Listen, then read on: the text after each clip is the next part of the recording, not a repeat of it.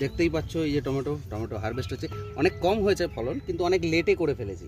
আরও আগে সময়ের একদম অভাবে করে হয়ে ওঠেনি, মানে শীতের একদম শেষের দিকে এই গাছগুলো লাগানো। দুটো গাছই লাগিয়েছিলাম, তাতেই টমেটো আগের দিন এই পাশের গাছটা, এই যে এটাতে এখন আবার টমেটো হয়েছে, এটা থেকে পুরোটা তোলা হয়েছিল, সেটা আর শ্যুট করা হয়নি। লাগবে গৃহিণীর, এই যে টমেটো লাগবে, রান্না করছে, তাই জন্য এখান থেকে টমেটো তুলতে এলাম।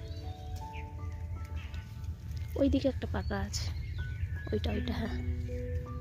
তো বন্ধুদের বলছি, এরকম ছোট ছোট জায়গা থাকলে মাটি দিয়ে একটু পাতা পচা দিয়ে এরকম সবজির গাছ লাগিয়ে দাও, এরকমই টমেটো হবে। শুধু টমেটো না, অনেক সবজিই হবে, আরও আছে। এবারে আজকে আর তুলবে না, আজকে আর তুলবো না, হয়ে যাবে, আমার বেশি হয়ে যাবে। হ্যাঁ, বেশি হয়ে যাবে। আজকে আর তুললাম না, আবার পাকুক, আবার দুদিন পরে তুলবো।